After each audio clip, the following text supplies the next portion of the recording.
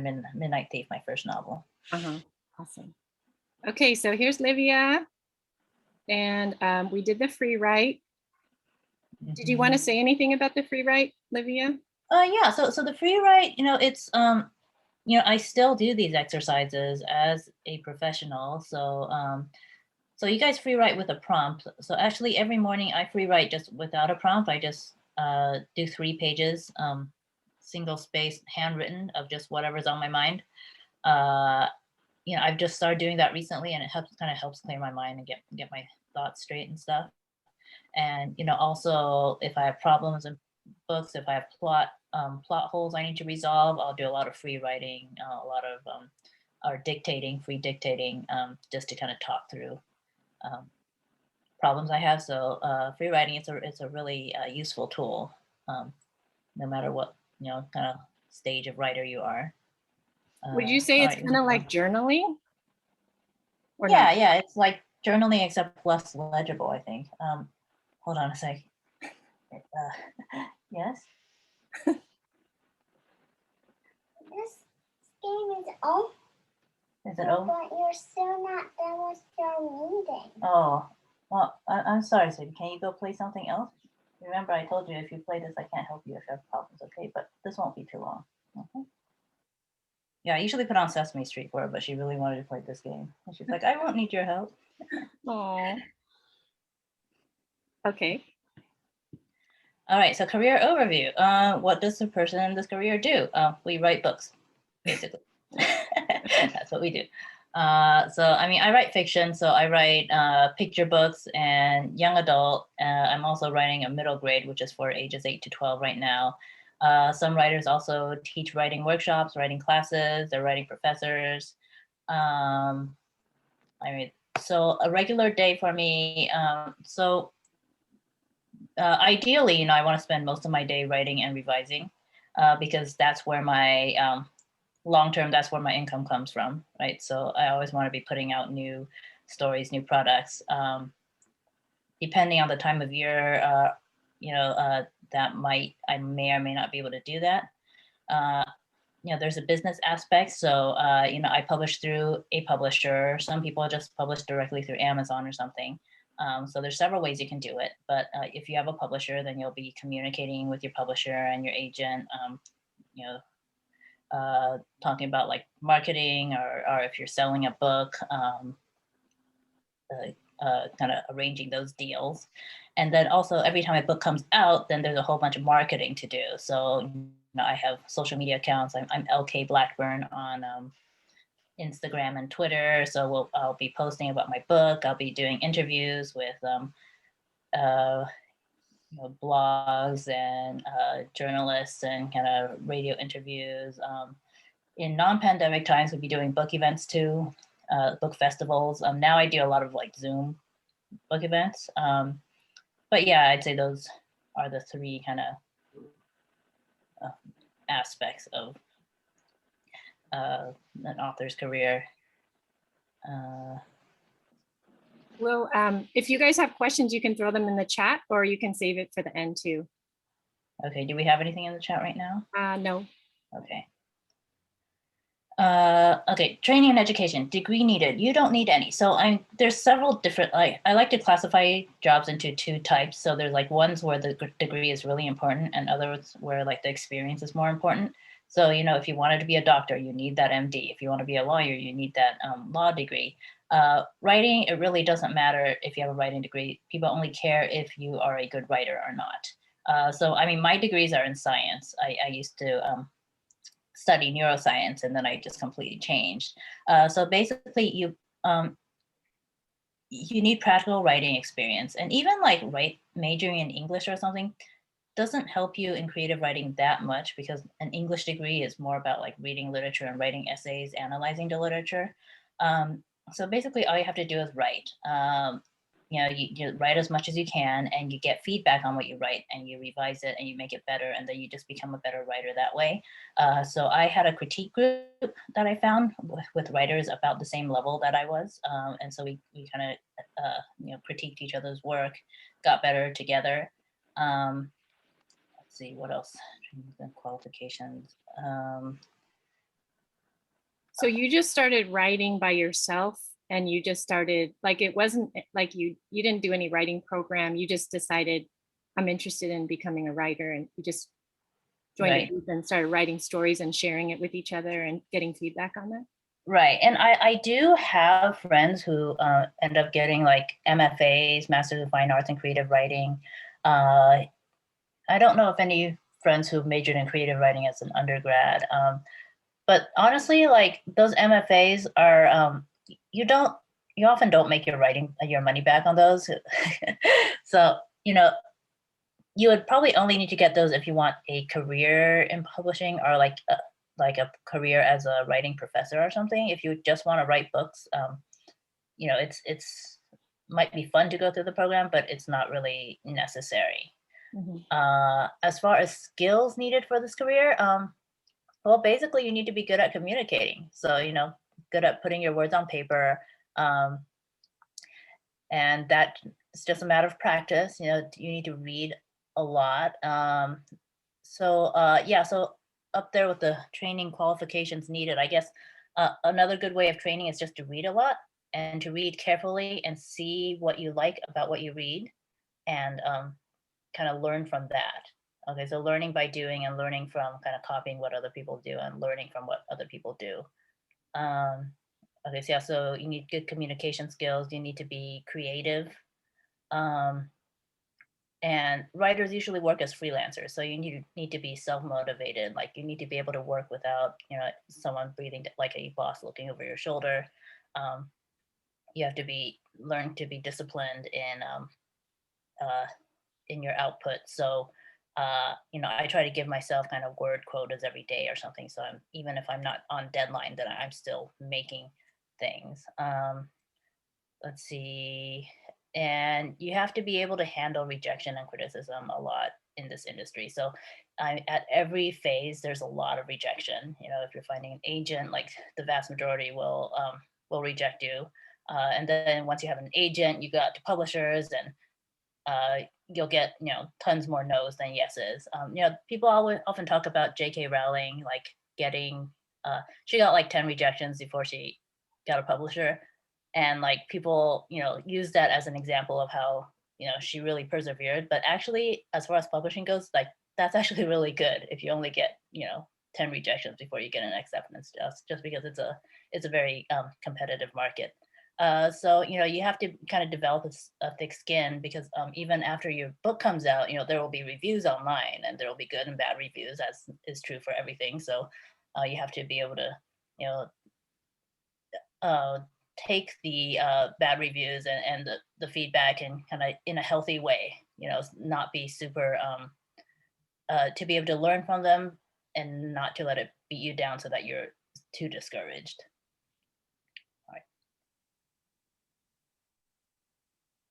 Salary range. I had a lot of trouble finding the salary range because I tried to Google numbers, and they varied wildly. So the Authors Guild is a professional authors organization of book authors, and their median salary for a full-time writer was $20,000. So not great. The Bureau That's of like Labor. really, really, really, really poverty line, below poverty line. Yeah. The Bureau of Labor Statistics, when I Googled it, was like median 63,000, and I don't know how they got that number.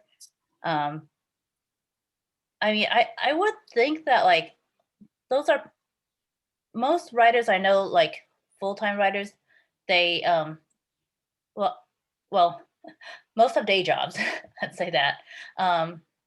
And a lot of writers supplement their income with either freelance nonfiction writing or with like school visits and stuff. It's often easier to make a living out of with like school visits than it is from books. So, for example, like Grace Lynn, kind of Newbery Honor, Caldecott Honor author, a pretty well known. She still makes most of her uh, income through school visits. So it's not incredibly lucrative for the majority of writers. As far as advancement, I mean, there is the potential to advance very far. J.K. Rowling is doing great. Uh, so it's what they call a tournament industry. It's kind of like being an actor, or pretty much any artistic industry, or a singer, where like, Taylor Swift and Tom Cruise, they do really well. But getting there, it's very competitive. But, So keep your day job. keep your day job. Definitely keep your day job. Why do I like this job? It's just a lot of fun. It's super creative. I don't know many other jobs that, a lot of people do this for a hobby, so it's nice to be paid for it. The hours are very flexible, especially as a mom now. To be able to kind of put in the hours that I want to, as long as I'm not under contract, is really nice. And it's really rewarding, when your book comes out, like people read it, they contact you, they talk to you. It's a lot of fun. Cons, it's a freelance job, so there's very little job security. You're living year by year, you're living book deal by book deal. Um, so if you have a bad year, it's a lot of times it's kind of feast or famine. You have like good years, and then you have years where you can't sell anything, and then the money kind of dries up pretty quickly. I mentioned the idea of a tournament industry already, and also luck just plays a huge role. If like, for example, I know people like who their books came out on 9/11, and they didn't sell very well because obviously everybody was uh you know was distracted. There was a lot more going on. And also, pandemic, if your book comes out during a pandemic, then, it's harder to get out. Writers are kind of dealing with that right now. And then on the flip side, if say, a famous person, I think Tom Clancy got famous because I think it was Ronald Reagan read his book and like mentioned it in an interview, and like overnight, everybody picked up his book because someone famous had talked about it, and then his career went really well after that. So luck plays a really huge role, and also if you're publishing with a publisher, there's a lack of control, because they have final say over your cover, your title. They're managing the distribution, the marketing a lot. So a lot of it you kind of have to leave in other people's hands. So those are the cons.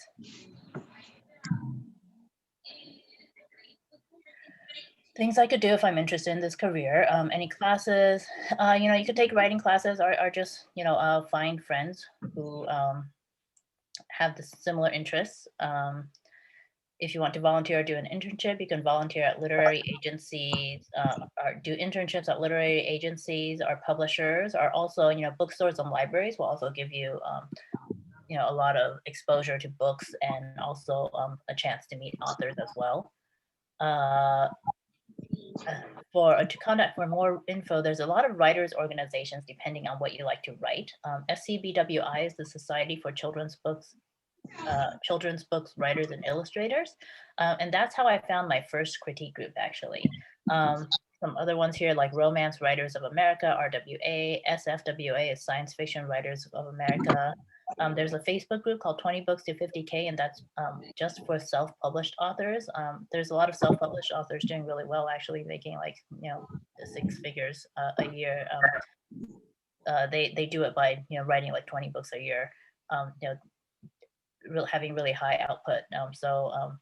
If you're interested in doing that, then you can visit there. Yeah, I think that's about it. Got any questions or anything? Yeah, you guys have some questions? Let's throw them out.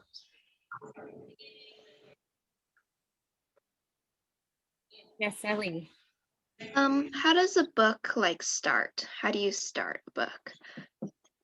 Oh, well, I mean, there's probably as many answers to that as there are authors. Mm-hmm. So usually for me, I usually start with like an idea. With my first book, it was the idea of like, I had a specific plot twist in mind, and I kind of built the story around that plot twist. For my Rosemarked series, it was the idea of sleeper agents. Like, what if someone was an undercover soldier but didn't know he was undercover? because he had his memory erased.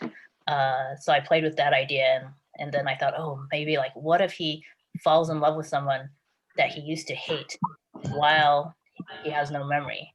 And like, and then he realizes he gets his memory back. Then like, what would that be like?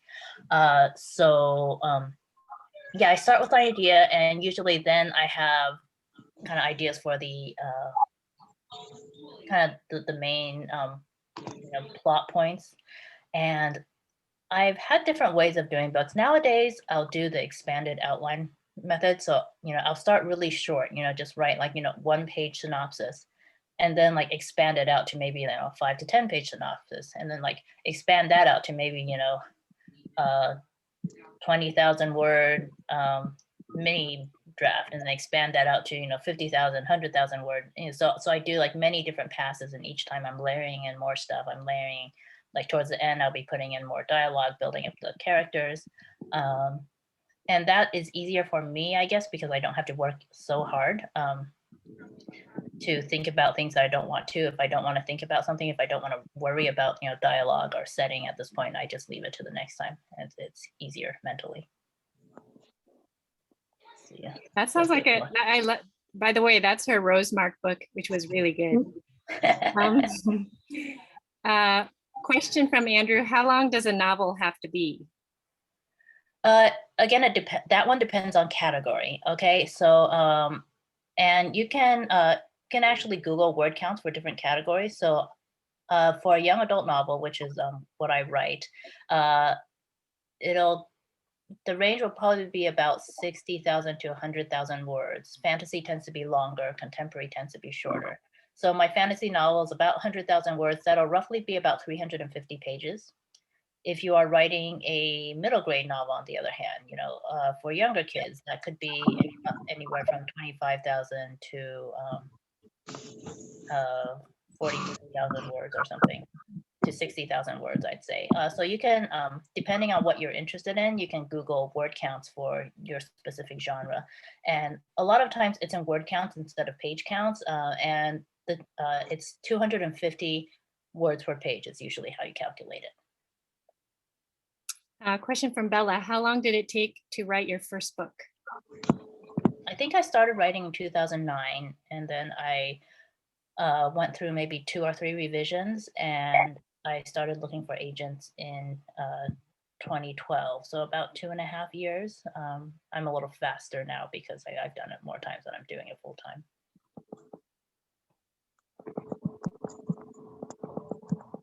Other questions? I was actually gonna ask, how do you finish a book? Because I can kind of see why it could be easy when you get ideas to want to start immediately and write a bunch of things, but I feel like motivation is like really hard for me. Like finishing is just like so hard. Yeah, that is where accountability helps a lot.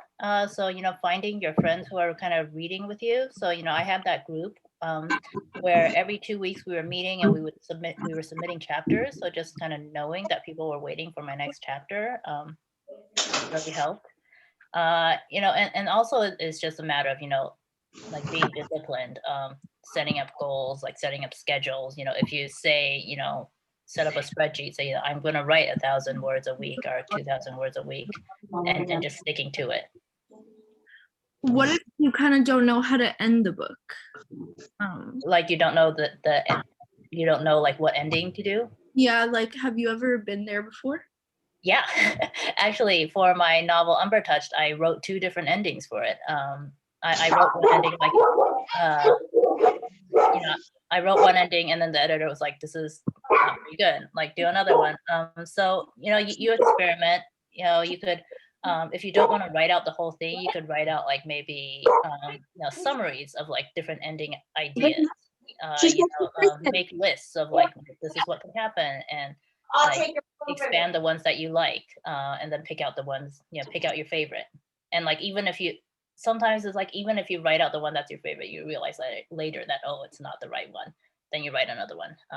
But brainstorming helps a lot, just like making lists, free writing, just kind of get the juices flowing somehow, getting friends, getting feedback. That's a great question, Erica. I sorry I muted you because I thought the dog was from you. Okay. These are great questions. What else, you guys? She has a little daughter waiting, so I don't want to keep her too long. Who else likes creative writing? I think Ellie has her hand Oh, raised. Ellie, sorry. Okay. Do you like map out a book, or do you just sort of start and just see where it goes? Because I've tried, I've tried Oh, go just ahead. writing like stories, and I don't know, I kind of find it fun just to like start. Yeah, I've done both. And I think, you talk to a lot of writers and they've all experimented with a lot of different ways.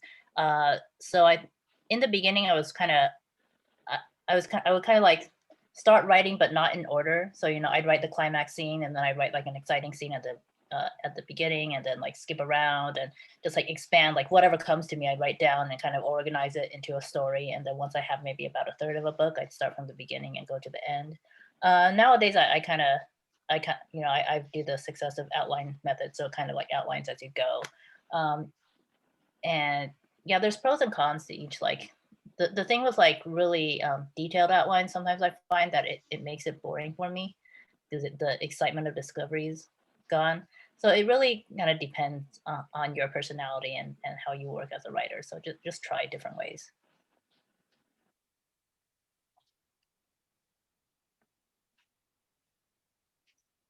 What do you think are the ingredients for a really good book, a good story? I I think it's gotta be something that people connect to emotionally, and you can accomplish that through many different ways. Like Harry Potter, I think a lot of people connect to just first Harry as kind of this underdog, and then just the really, creative world building, and then there's, some like really action packed novels where people are just connecting because you're like, what happens next? What happens next? And then there's other stories that are, quieter, not that much action, but there's something about, what the main character goes through that, really strikes a chord in people. Uh, so yeah. But definitely, would you say like having conflict or like something going wrong or something kind of challenge needs to be? Yeah, I think this sort of like a sense of tension, I think, helps. And the tension is the the tension can be, it can be like zombie apocalypse, or it can be, I have a relationship with my mother that's not going well. You know, it can be on many different scales, but the idea of like something off that needs to be fixed, and so people read it because they want to see it fixed. This is a great question from Andrew. Do you get paid for every book you sell, or how do you get paid? That's Uh-huh. per- Yeah. So every book I sell, I would get paid on. There are books that I haven't sold, which I didn't get paid on. And the way that you get paid, there's two. So there's traditional publishing, and then there's self-publishing. So traditional publishing, usually the publisher will give you an advance when you sell it, and that is an advance against royalties. Okay, and then they give you that upfront. You never have to return it. The money's yours to take and run. And then the book comes out, and you usually make about uh, something between 6 to 10% of the cover price of a book. So not very much. So you're making maybe about anywhere from 60 cents to $2 per copy of your book sold, and that gets calculated into your royalties. Okay, and then they calculate how much money you make per book, but you don't get any more money until you make more than your advance, if that makes sense, because they already gave you your advance beforehand. Say they gave you like $10,000, $20,000 beforehand, then you have to wait until you earn more than $20,000 before you get more money. So for example, let's say they gave you $10,000 in advance, and let's say you make $1 per book sold. So you would have to sell 10,000 books before you get any more money. Right. So when you get like, 10,000, when you sell that 10,000 first book, then you earn an extra $1. Wow. Yeah. And then if you're self-publishing, then, you're just uploading to Amazon. And in that case, then, every time you make a sell, it just goes directly to your account. You don't get that big chunk of, $10,000 advance in the beginning, but then you get, you sell one book and then you make $1. You sell another book, you make another $1. Have you made money past your advances? I have for let me think, for one of my books, and then the rest of my books have not earned out their advances yet. And actually, one of my books I actually got the rights back before I earned out my advance and self-published it on Amazon. But that's another story. I think, let's see, Ellie has her hand raised again. What's the point of giving you that first chunk of money? Oh yeah, well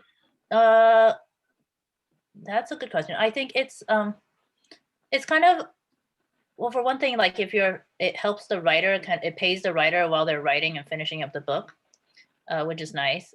And then it's kind of a show of confidence in your book too. So like it's like their investment in you, so if it's like multiple publishers and they're competing to get your book, like there might be a bidding war, and like they'll say, we'll pay you this no matter how it sells because we believe in the book that much. Great question. So you're writing now for Mulan, and then you also did a children's book, but I'm going to let Emmy ask her question before. Go ahead, Emmy. Okay, my question, I was gonna type it in chat, but I wasn't sure how to like word it. How do you like take inspiration from something else without like ripping it off? Like if you see something and you think, hey, that's like a really cool idea, I want to use something sort of like that. Like how do you kind of do that? That's a great question too. Yeah, that's a good question. And it's something I think that also kind of happens naturally over time too. And I think it's kind of a natural progression as a writer where the first stuff you write will kind of be fairly derivative. I mean, I think even my first series, Midnight Thief, like that was pretty derivative of a lot of kind of European fantasies. And I think that's just kind of how you learn as a writer. Like Neil Gaiman said, like first you write and you write what everybody else writes, and then eventually you figure out what you write.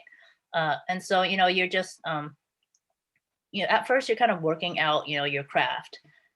And then you'll naturally kind of gravitate, once you have the basics down, you kind of gravitate towards things that are unique to you, things that are unique to your own life experience. As far as practical tips go, it helps to kind of take ideas from like different sources and like mix them up a little bit. Like getting, so the free writing helps a lot too, and if you like looking for inspiration from lots of different sources. Yeah, I remember when like the whole vampire and everything was vampire, and then there was like zombie, and then everything was zombie. So there tends to be kind of a copycat trend sometimes. How was writing a children's book? So you're doing Mulan and a children's book. Like sometimes I read children's books, I'm like, I could write this. It's like so easy. Like, there's like a couple words and some nice pictures. And like, what was the challenge for you doing a picture book? And maybe you can just show us the cover of it if you have it. Let's see. I don't have it on me right now. It's called I Dream of Popo. Yeah. So I say like writing a novel is like building a ship. You're taking planks and like heaving it around and stuff, and like making big moves and like toiling away under the hot sun. And like making a children's book is kind of it's like making a ship in a bottle. So you've got your tweezers and you're trying to fit everything in. So it doesn't take as much time in general, but there's a lot more, like every single piece you have to pay that much more attention to detail. And actually the tricky part about making a ship in a bottle is like getting it all to fit in there, because you only have 500 1,000 words. And so, paring it down to its like very essentials. So it's a different kind of challenge.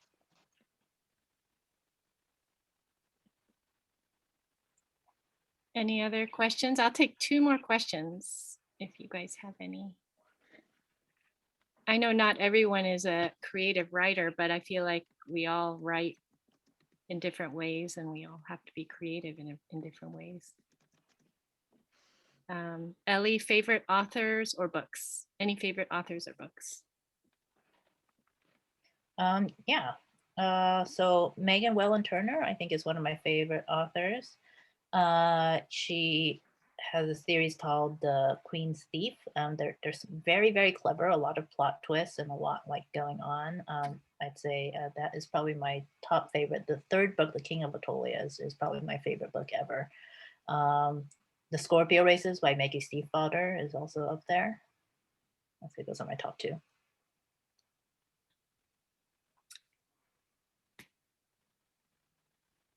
Do you have any pressure from your publishers to like add anything or take out anything in your books?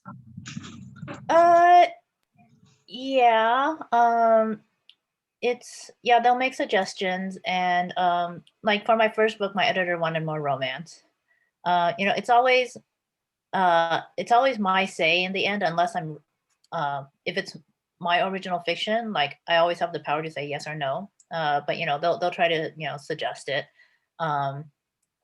If sometimes if I'm writing for Disney, then I'm writing Mulan, that's their character, then I have to then I have less of a final say. It's their baby. I know, I feel like when I look at the young adult books, it's just all like inappropriate romantic content, and I feel uncomfortable like recommending a lot for my kids because I'm just like, what is this? Like, does young adult just mean like rated R? Young adult has gotten a lot more, because so many adults read YA these days. So the line between young adult and adult has really it is hard to, not there anymore. Mm-hmm. Really. Yeah, that's why I like your books. They've got the romance, but it's just kind of, it's something that everybody can read and feel comfortable about. The Cinder series I thought also had like a good romance without too much like making out or stuff. Yeah, the Cinder series is good. All right. Last call for questions, comments. I have another question. Go ahead, Emmy. Just kind of, just kind of on the topic of what you guys were just talking about. Would you have any like recommendations or like any like books that you would have known that you would like know of that like don't really have any romance in them? Because that's kind of not my cup of tea, and but I do like, so let's see. Funny off the top of my head. Well, so The Queen's Thief has like very little romance. There is some, but it's like it's very toned down. I'll send it to Christine if I can think of anything else. I'm sure there are. It's just not in my head at the moment. Yeah, because that's like, I don't know why people, that's like all of the books you find, it's like always just that. Mm-hmm. Right. So yeah. Nonfiction. I think maybe because Twilight and Hunger Games were so popular, and were like both of them were pretty romance heavy, with the love triangle, like team this, team that. I think the publishers kind of jumped on the trend there, so which is unfortunate because there's more to life than romance. And romance is great, I love it, but Yeah, it seems like that's what everybody's writing about. Mm-hmm. Any sneak peeks at Mulan? What's going to happen? Oh yeah, Jurassic Park is awesome. I love Jurassic Park. There's no romance in there. Yes. Thank you. Ellie? Do you have a favorite genre of books? So I mean, I read a lot of young adult fantasy. Not so much anymore, but I read a lot of young adult, I think. Yeah.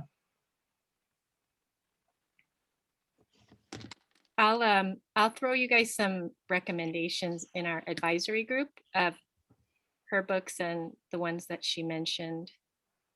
But yeah, Jurassic Park was really good. Okay, so any hints on what's going to happen to Mulan after the movie ended?